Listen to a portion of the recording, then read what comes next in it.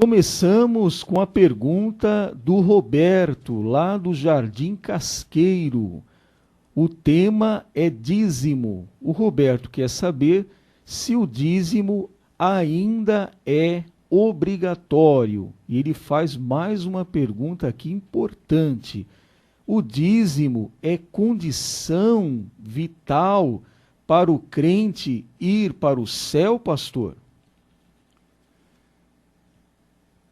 Não é uma condição vital para o crente ir para o céu. Não há isso que a Bíblia declara que precisamos.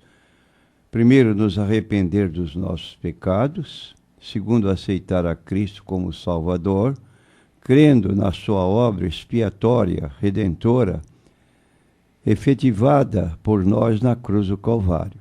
Naturalmente, diz o texto bíblico que aquela pessoa que aceita Jesus como Salvador, ele passa por uma mudança. É chamado em João capítulo 3, versículos 1 a 5, uma nova criatura. Na conversação que Jesus teve com Nicodemos, um líder religioso, quando ele chegou elogiando Jesus: Tu és mestre em Israel, porque ninguém pode fazer das milagres que tu fazes se Deus não estiver com ele. Jesus deixou de lado os elogios e disse: na verdade te digo que aquele que não nascer de novo não pode entrar no reino de Deus. Ele perguntou: mas como pode uma pessoa idosa, velha, nascer de novo? Tem que voltar ao ventre materno? Jesus disse: não, quem nasce da carne é carne. É preciso nascer da água e do Espírito. Nascer da água é ter a pessoa uma aceitação de Cristo como Salvador, e nascer de novo é a pessoa viver numa mudança interior, de tal modo que ela possa oferecer a Deus um culto racional. E assim, essa condição de dízimo para poder ter entrada no céu não é válida, mesmo porque, quero deixar presente, pagar dízimo não é obrigatório.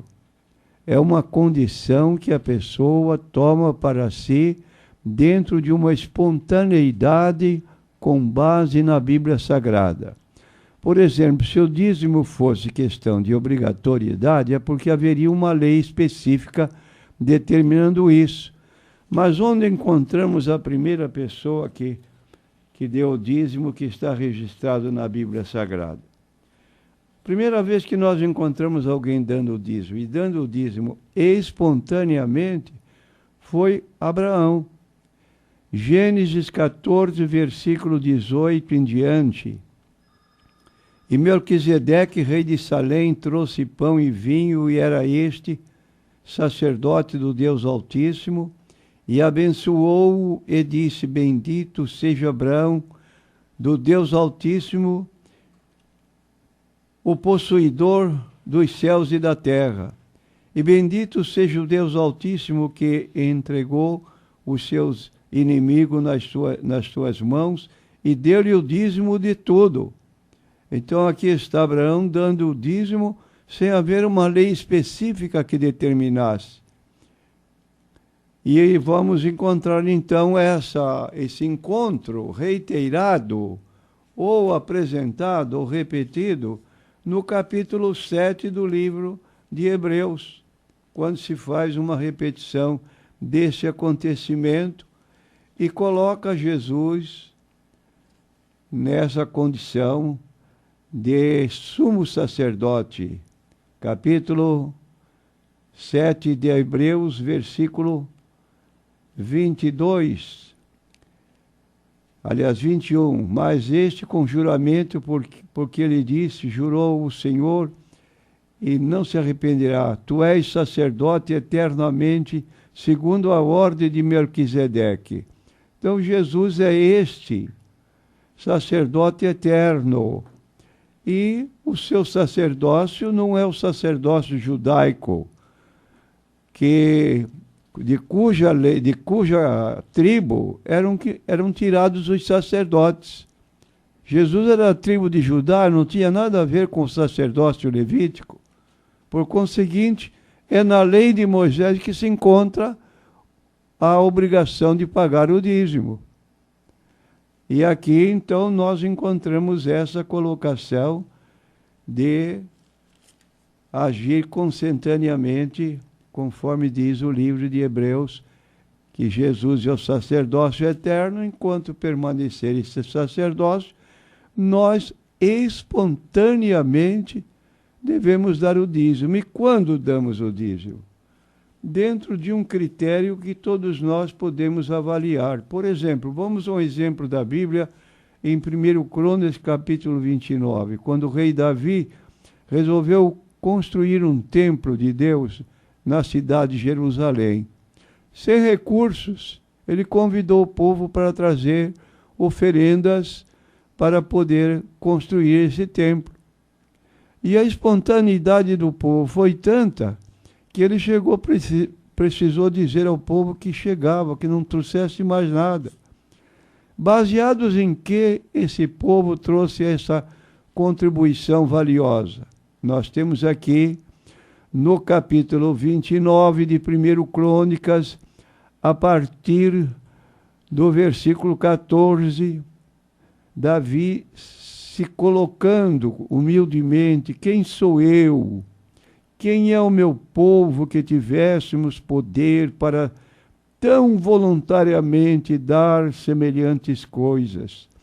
E ele então termina dizendo: porque tudo vem de ti, e da tua mão tomamos.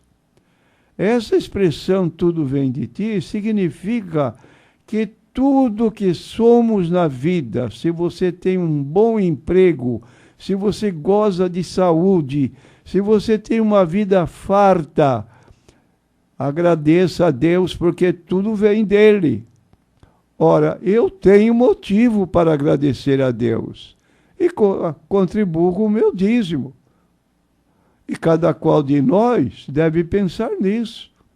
Eu bem sei, Deus meu, que tu provas os corações e que da sinceridade te agradas. Eu também, na sinceridade do meu coração, voluntariamente, não obrigatoriamente, dei todas estas coisas. Aí está, então, uma contribuição que deve partir de um sentimento de gratidão a Deus, como diz o livro de Salmos: do Senhor é a terra e a sua plenitude, os homens, tudo que nela existe. É verdade. Reconhecemos que Deus é o Criador. Somos a criatura. Agradeçamos a Deus, não só pela nossa vida, mas agradecemos a Deus principalmente pela nossa salvação. Quanto custou a minha salvação? A sua? De mim nada, mas custou preço de sangue. Jesus deu a sua vida em nosso lugar, derramando seu sangue lá na cruz do Calvário. Seja uma pessoa que possa ter este sentimento. Muito bem, a próxima pergunta agora é da consulente Heloísa, da Vila Sônia. A Heloísa aqui fala sobre muitas pessoas que estão na igreja, mas têm uma conduta errada, pastor, fora da igreja. Ela diz que essas pessoas estão dando mau testemunho. E ela diz assim: elas são escolhidas por Deus também, ou só estão lá na igreja para confundir os demais? Elas podem ser salvas? Como deve ser o nosso tratamento a elas, pastor? Se pudermos ajudá-lo ou ajudá-la, como diz Gálatas capítulo 6, se virmos uma pessoa andando em desacordo com a Bíblia Sagrada, podemos chamá-la particularmente e de apontar a essa impropriedade da pessoa, mostrando que ela deve ter uma vida consentânea com a sua posição religiosa. E nós encontramos também o Senhor Jesus Cristo sendo indagado de pessoas que às vezes são membros da igreja e não agem, não procedem de acordo com a sua posição. Mateus 18, versículos 15 a 18.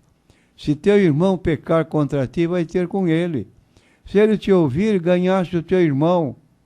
Mas se ele recalcitrar, leva 2 pessoas como testemunha e vê se ele pode tomar uma atitude diferente de andar dentro dos planos de Deus, da exigência que o Evangelho tem e que está apontada na Bíblia Sagrada. Mas se ainda essa pessoa tiver uma posição dura, não, então tem uma última alternativa. Fala à igreja. Se ele não quiser ouvir a igreja, considera-o como estranho, posto fora da igreja porque não aceitou a disciplina que devia aceitar. Primeiro, a posição do irmão que o procurou pessoalmente. Segundo, 2 testemunhas, de acordo com a Bíblia. Não aceitou o aconselhamento. Então, fala à igreja. Não quer aceitar a recomendação ou a disciplina da igreja. Então, não é o lugar dele ali na igreja. E tenhamos também presente que há pessoas que realmente vivem uma vida dupla. Na igreja são santinhos, saem da igreja, não se conhece mais a pessoa. E aí está a palavra de Jesus no Sermão do Monte. Naquele dia muitos me dirão, Senhor, Senhor, não profetizamos no teu nome? No teu nome não expulsamos demônios? No teu nome não fizemos muitas maravilhas? E o que Jesus vai dizer para estas pessoas? Apartai-vos de mim, vós praticantes da iniquidade. Ninguém engana Jesus. Ele pode nos enganar, mas no dia de juízo, ele não vai ser galardoado. Apartai-vos de mim, vós que praticais a iniquidade. E, infelizmente, há pessoas que não sentem sua responsabilidade. Jesus disse no Sermão do Monte, vós sois o sal da terra. Se o sal se tornar insípido, perder o sabor, não vale para mais nada senão ser pisado. Vós sois a luz do mundo. Coloca-se o candelário, o alto para dar luz aos que estão em casa. Não se coloca debaixo do tapete ou debaixo de um móvel, mas para ser visto por todos. E há pessoas que então não são nem sal, nem luz, são trevas e um sal insonso que não dá para outra coisa senão ser pisado pelos homens. É o que diz a Bíblia aqui no Sermão do Monte, capítulo 5 a 7 de Mateus. Muito bem, a próxima pergunta é do consulente Robson, da cidade de Cubatão. O Robson diz aqui ao pastor que aprendeu com o seu pastor que não deveria orar em cima de peças de roupas, fotos e etc. Meu pastor estava correto? Aí ele complementa, e o que dizer do texto bíblico de Atos 19, 12, que fala sobre o apóstolo Paulo, de sorte que até os lenços e aventais se levaram do seu corpo aos enfermos, e as enfermidades fugiam deles, e os espíritos malignos saíam. Eu quero dizer para o nosso consulente que seu pastor está certo, ou estava certo se foi no passado. Nem todas as vezes que Paulo operou milagres em nome de Jesus, houve o uso pessoal de peças de roupa do próprio apóstolo Paulo. Foi uma ocasião excepcional, e isso não serve de base para que todas as vezes que vamos orar, tenhamos que levar as peças de roupa da pessoa que vai orar por nós. Isso não tem cabimento. Então, infelizmente, nós encontramos nas igrejas pastores que não fazem uma reunião de oração se não tiver uma roupa, alguma coisa para vestir diferente, de modo que possa atrair a atenção dos presentes na igreja. Podemos orar sem qualquer roupa especial, porque a oração é ouvida por outros motivos e não por roupa. Pastor, e com relação a ungir, pastor, já que o consulente Robson falou sobre essa questão de levar fotos para a igreja, a gente já ouviu falar de fazer aquela reunião, aí leva as fotos dos familiares, leva uma peça de roupa de um marido, de uma esposa, para que orem e até façam ali a unção, pastor. Na verdade, o que cura, pastor, é a unção ou é a oração, pastor? Primeiramente, quero dizer que essa prática é uma prática supersticiosa. Não é uma oração, porque a oração está baseada na fé numa pessoa. Deus.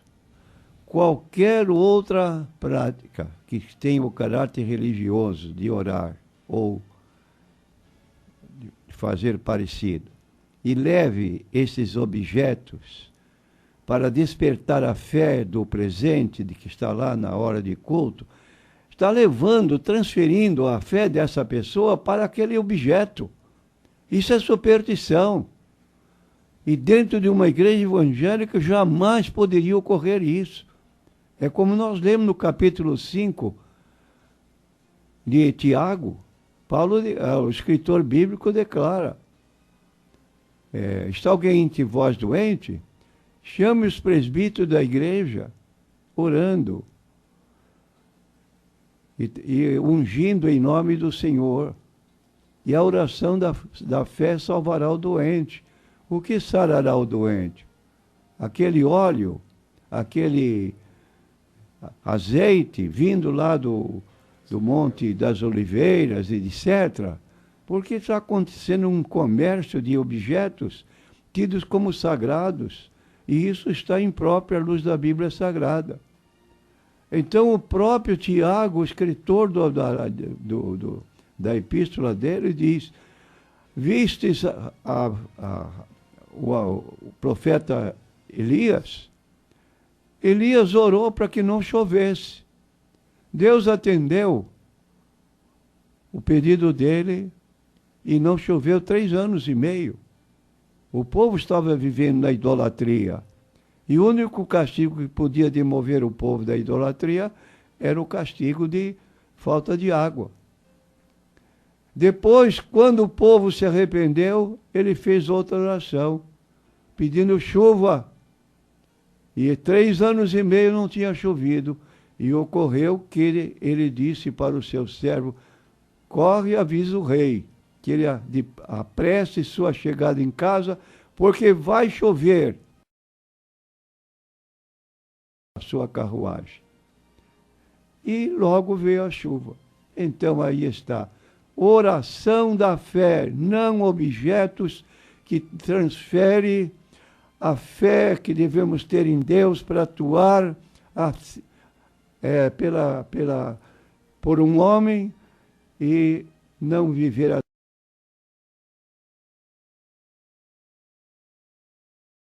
versículo 14 em diante. Muito bem, a próxima pergunta, mais uma aqui da consulente Heloísa, lá da Vila Sônia. Deus abençoe a nossa irmã e por sua participação aqui em nosso programa. Ela fala sobre o seu esposo. Ele foi batizado na Casa da Bênção, pastor, mas depois ele se desviou. E hoje, de vez em quando, ele acompanha a sua esposa, a irmã Heloísa, à igreja, quando ela vai. Ela quer saber, quando ele retornar realmente, se firmar novamente, pastor, ele deve ser batizado de novo? Essa expressão que usa aqui, depois se desviou, então é uma posição que anula o batismo dele efetuado na casa da bênção. Se ele permanecesse firme, o batismo da casa da bênção teria validade. Só que aqui a notícia está dizendo que ele se desviou.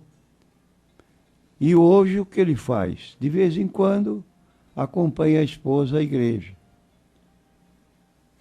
Agora, se ele se firmar, então ele pode batizar-se de novo, considerando que aquele foi anulado, porque se afastou da casa de Deus, mesmo sendo membro de uma igreja e com o batismo nas águas, e se afastou. Então,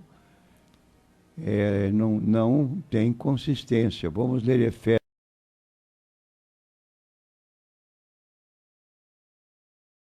versículos 4 e 5.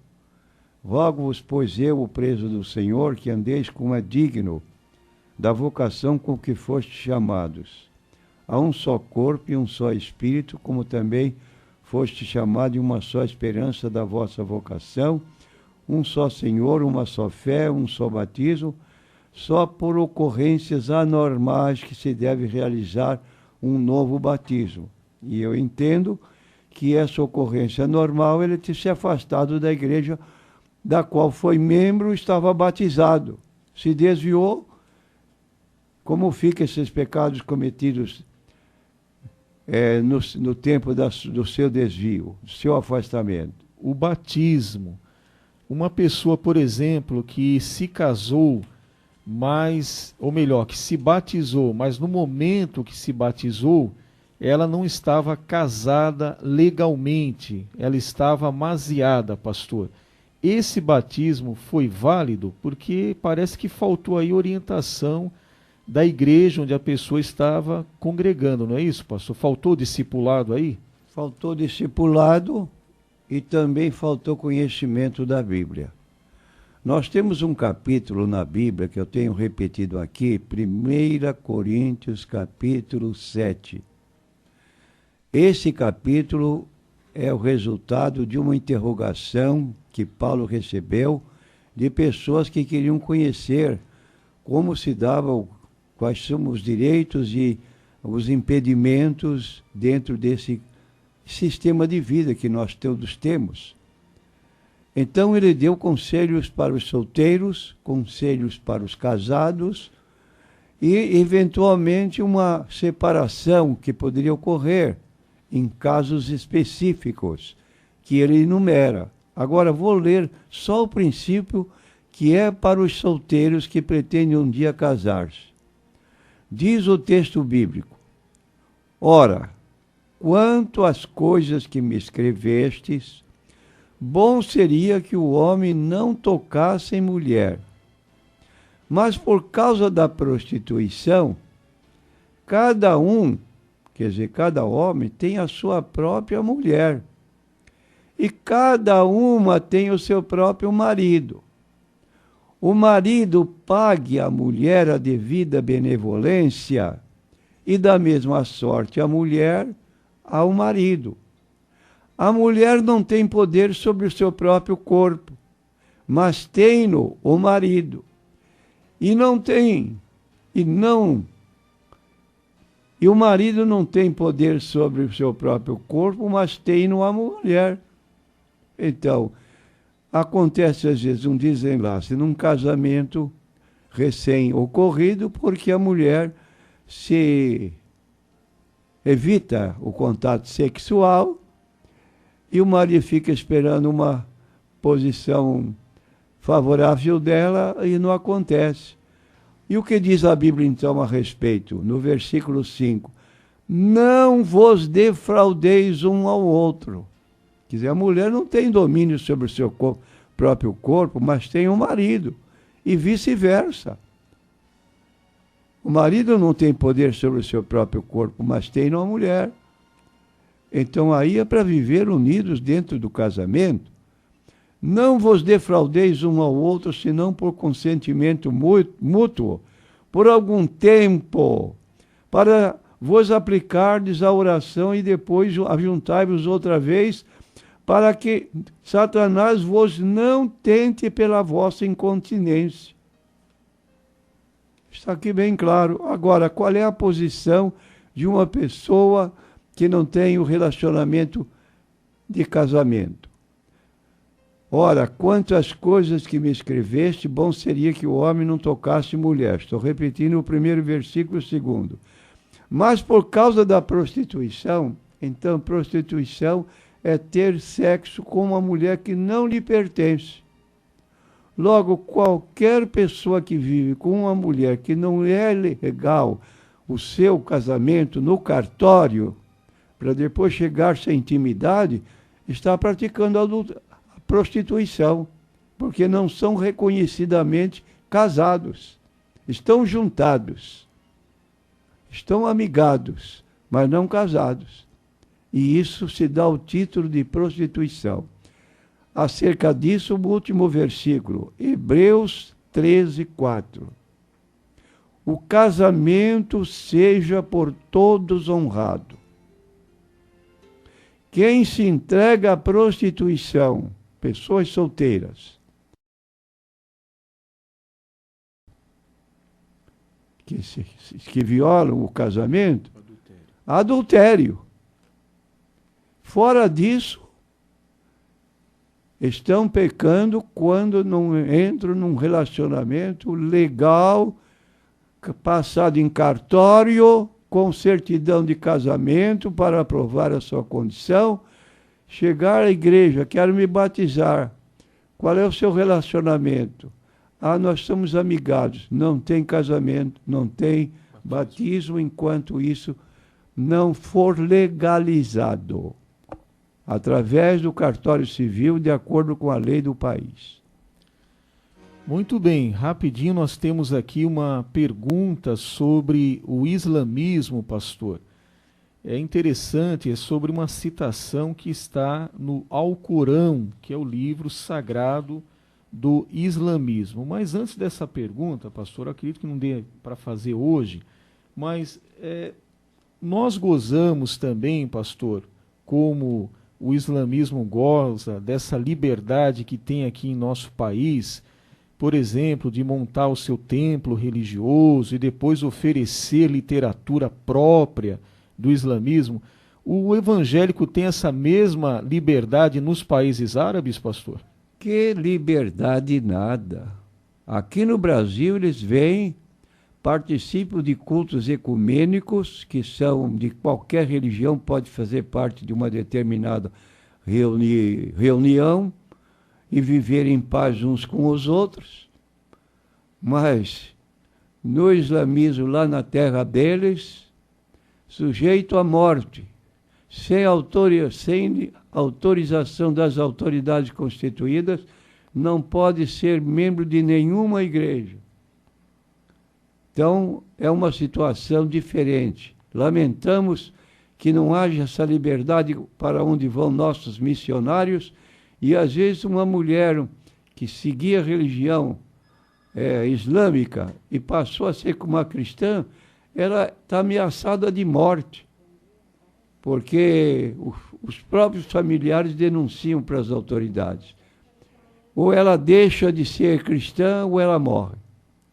E essa distribuição de literatura evangélica, nem pensar, né, pastor? Nem pensar. Se cai uma literatura dessa e é apontada a pessoa que distribuiu, pode encomendar o caixão, porque vai ser morto.